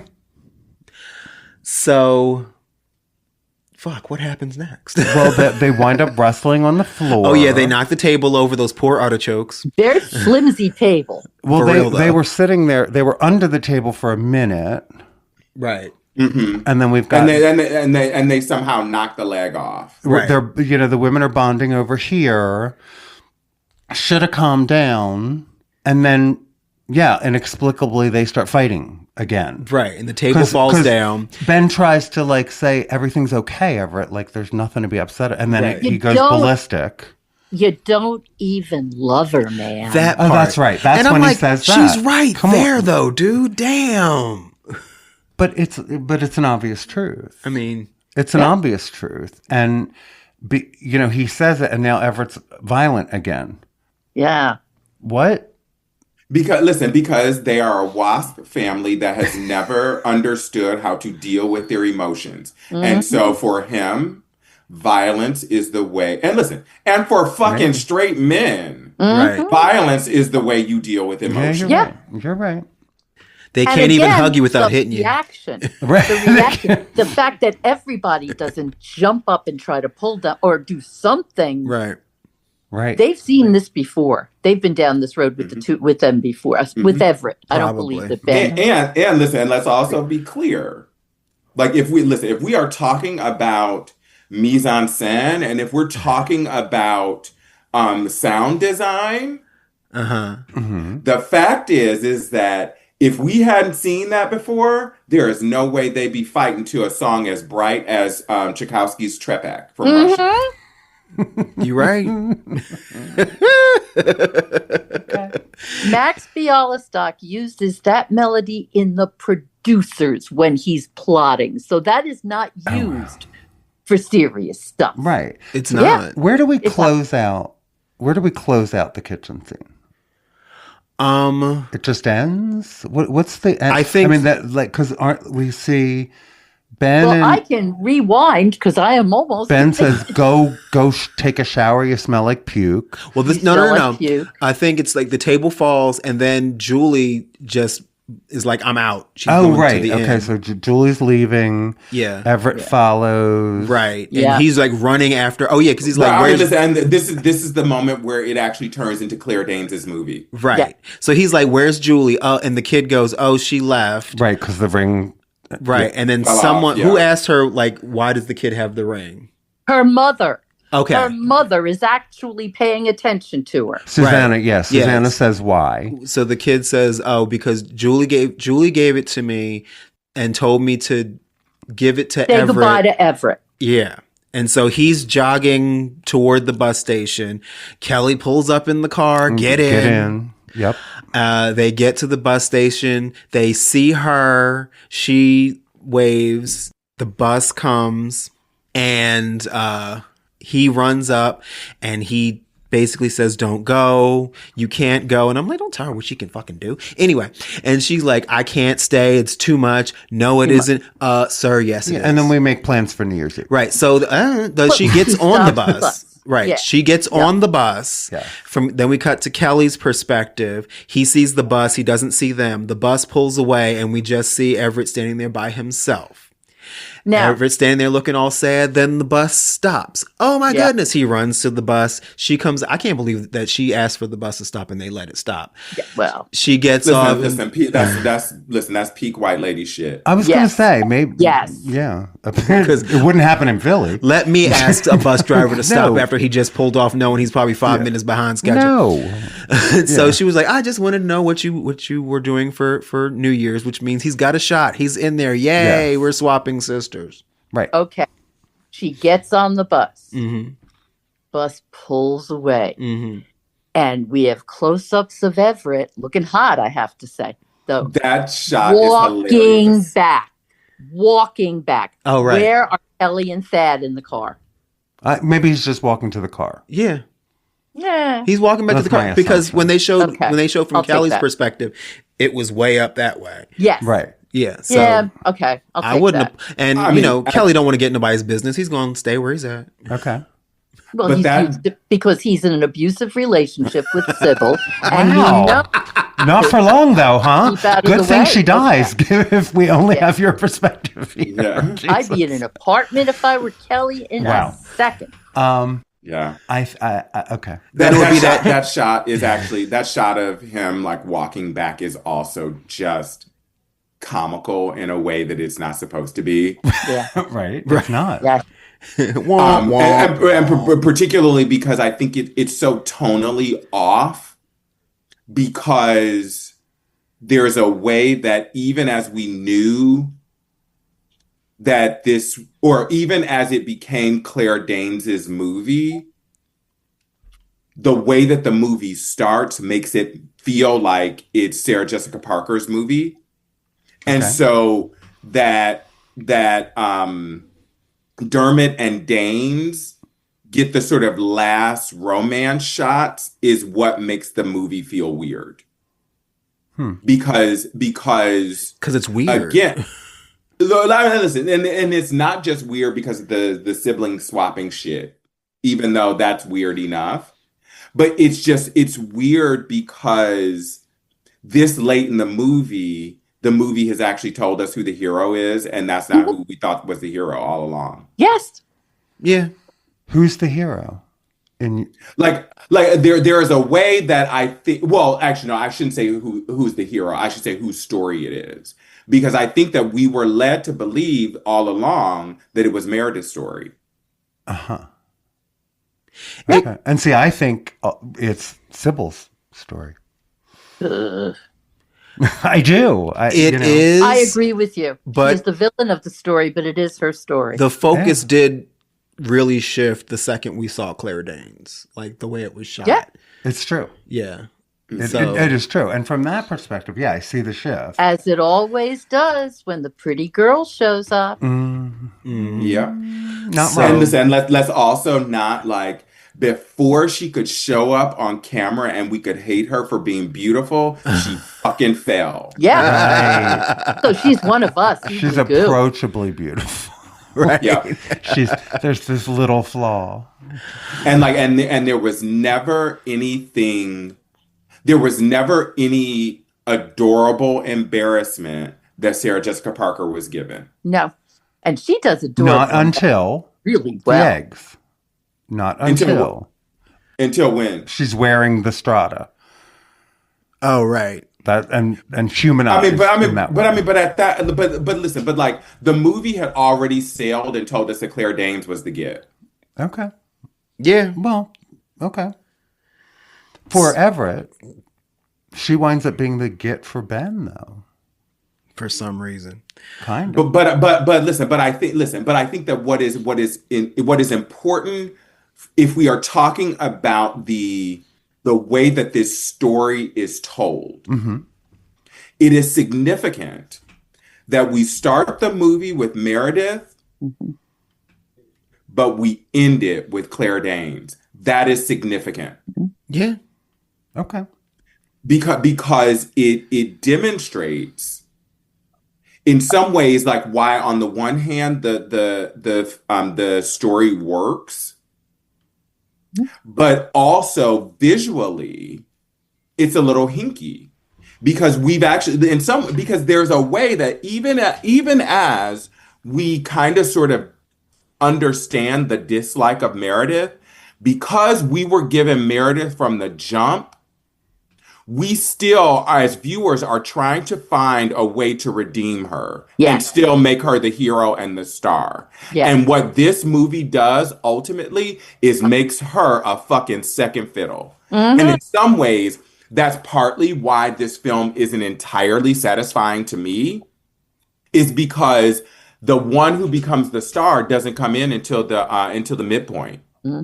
And because there's no comeuppance, we're just supposed to, believe everyone's okay with her little viewpoints. Yeah. And we all move on. We're all happily ever after. And that Claire Danes and Everett are the only ones that we at least assume, because there's been a ring, we assume, because they don't tell us, that they are the ones who got married, or at least they are headed that way. Right. And there's a way that we also assume that Berkeley Ben is never going to get married. And like, he always is going to want to be like, they want to be Goldie Hawn and Kurt Russell. Oh. They don't want to get married.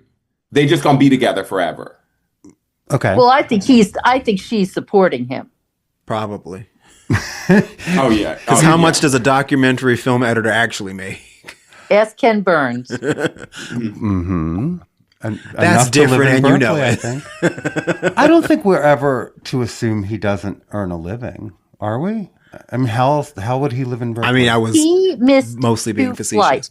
Right. How can he afford to miss flights? During the holiday season. This is true.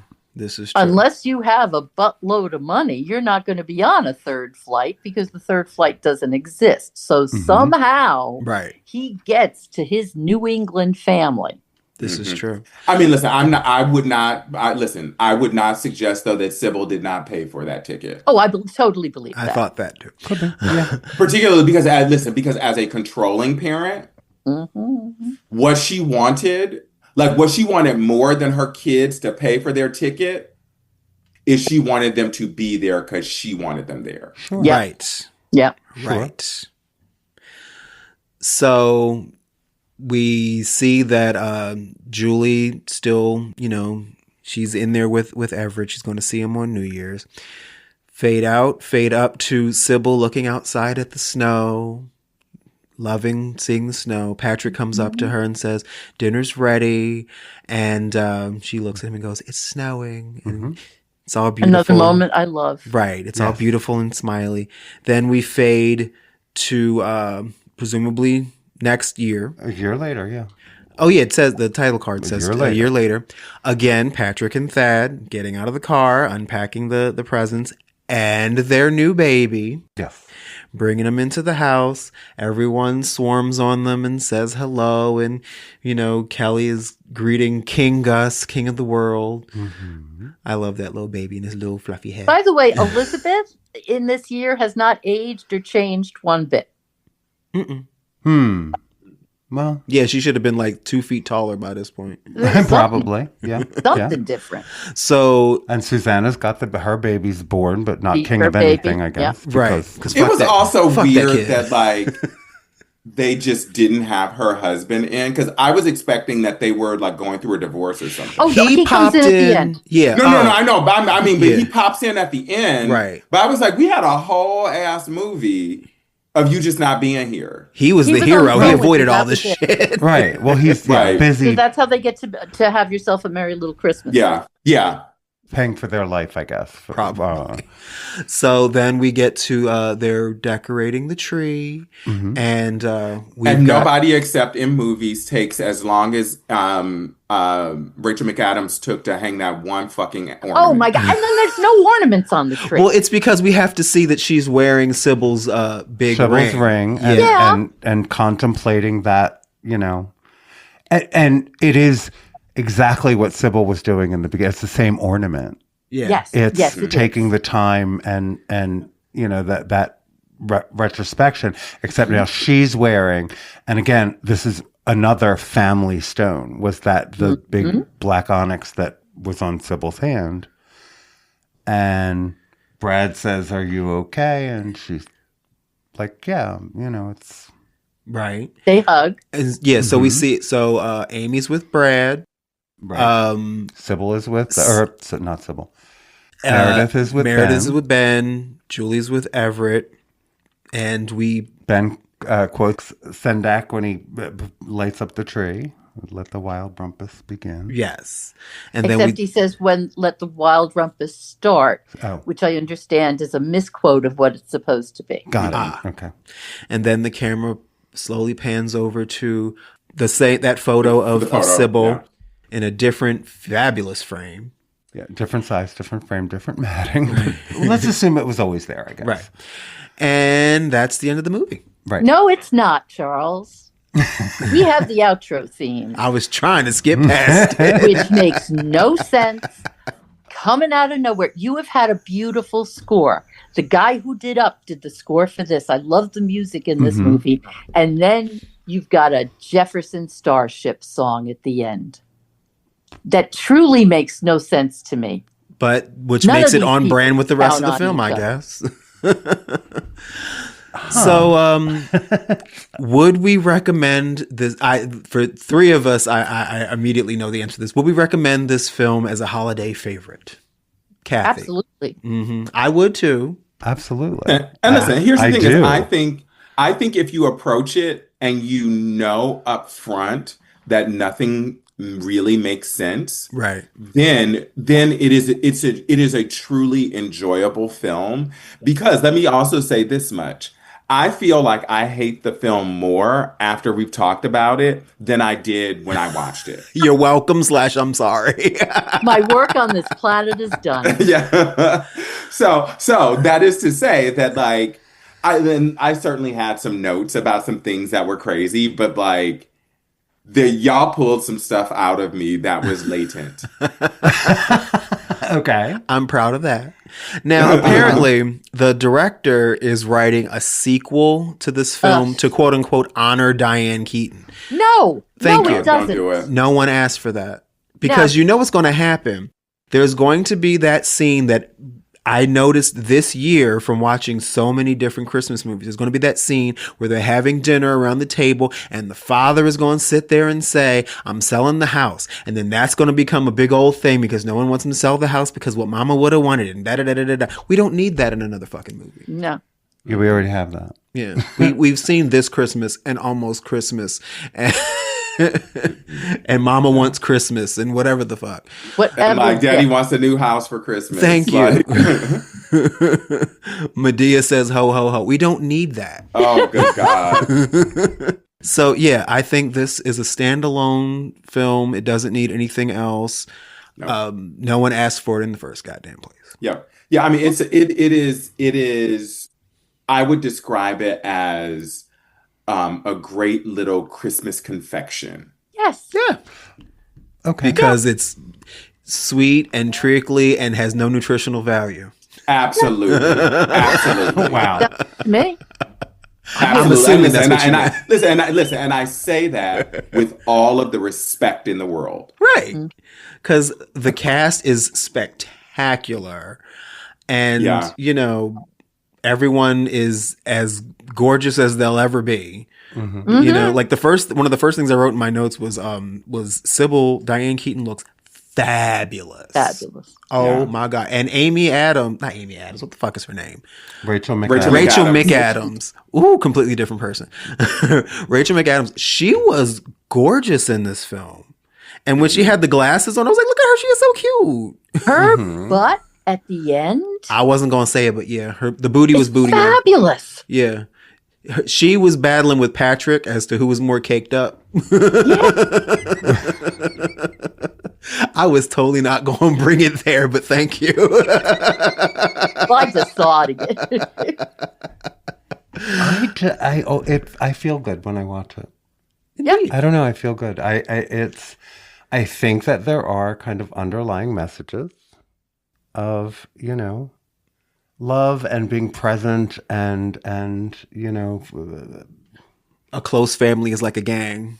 Well, but I think we're supposed to see flaws and say, but you know, at the end of the day, like life is fleeting. Time is fleeting, you know, find the best that you can find and go for it, I guess. And I feel like that's... Unless it's Sarah Jessica Parker and your mother doesn't approve. Right. Well, right.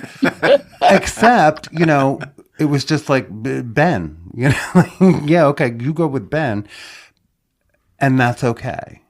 And that's part of it too. Is like... I also find that... See, like this is why we shouldn't be talking about this film, but like it's also really weird though that like we don't like you for the golden boy, but we like you for the throwaway hippie one. Mm-hmm. Okay. That's kind of interesting. Well, that's the story of my life. Sybil was ready to hook up Julie and Ben the second she showed up. Right. Yeah. And then that's not how. Which made sense because he was the one who was single. Yeah. But it's not, it's not how the chemistry of it all worked out. Exactly. And I think, I mean, the way that I look at the character of Sybil, it would be like, okay, as long as it makes sense, good. And that, I don't know. I think that's what we're supposed to be left with anyway. It's the idea that, okay, this makes sense. You know, I forget about the message that says you have to be coupled in order to be happy. Well, that part. You know, because that's what everyone winds up suddenly in a couple. Right. Yeah. If they weren't.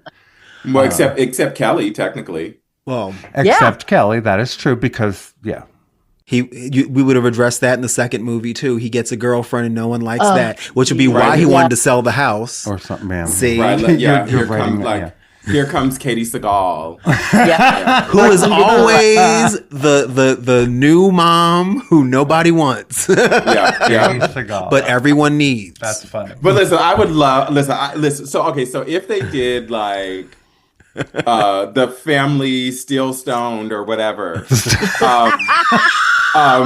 like I would love it if they would hire Katie Seagal, but only if she played that part like Peg Bundy. Yes. Oh God, Kelly! Yeah, wow, and no change. Yeah, like listen, like I mean, like we've got to have like leopard and leopard lycra. pants and all. Yep, and she could be Millie, who makes the brownies.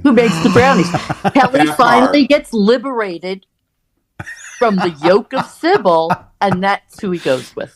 Oh my! I mean, listen. Millie the Brown. That would be the night and day coupling for him from Sybil. Yes. Yep. Oh my. Okay. Well, that's one place it could go. I think that is where we leave it. I think maybe. This has been a delightful conversation about a movie that we all have our own feelings about, but love and hate in our own ways. And it is so imperfect. And that it's true. It is. And the more you watch it, the more you go, like, what the fuck is happening here? But I still I watch it several times a season. Same. Also, we should also say this because I think this is one of the greatest selling points for the film is that it's not that long. So like, I think it's like a tightish, like 90-ish minutes. Yeah. Mm-hmm. So like, I mean, by the time, like, even if you were like to hate it, by the time you really started to hate it, you're 50 minutes in and like, you might as well see it out. For a penny. Yeah. You know, I think the other part of it is because there aren't many holiday movies that have such a talented cast. And, you know, because a lot of them are made on a whole hell of a lot less money. And very, very formulaic. And this, I feel like they did something with this that was a little bit more. And it's probably the actors more than the script. That it feels different to me. Yeah. I mean, and I think it's a really lovely time capsule of that moment in Hollywood. Yeah. In terms of like who was hot. Yeah. Also in terms of like where we were when thinking about questions around race, where we were thinking about questions around particularly male gayness within film. Yeah. I think it feels very much, while it's not technically a period piece, it feels very much like a period piece in that way. Especially when you look at the cell phones, because one of the first things we see is Meredith's cell phone. I'm like, I had that phone. Wait, wasn't that and here's a deep cut. Wasn't that the same kind of cell phone that Kelly Rowland was texting on, but it was actually an Excel spreadsheet? Right, and wondering why he wasn't texting her back. Yes, that part. Yes. Because you sent him a worksheet, honey. I know, because girl, you sent him an Excel spreadsheet. Wow. The formula didn't add up. Exactly. You hit save, not send. Right. So Alfred Martin Jr. and Kathy O'Connell, thank you so much for returning to the Full Circle table. And absolutely. We have to do this again. Yes. This has been delightful and so much fun. And yes, we have to pick another movie. You are officially the most visited guests of Full. Yes, that's correct. Among the first, because Gunnar Montana. Gunnar has been here more than once. Okay, good call. It's an elite club. Yeah, indeed. Yeah. It is. So thank you all so much. You've been listening to Full Circle, the podcast. I am your host, Charles Tyson Jr. And I'm your host, Martha Madrigal. Thank you so much, Kathy and Alfred, and happy holidays, y'all. Bye, everyone.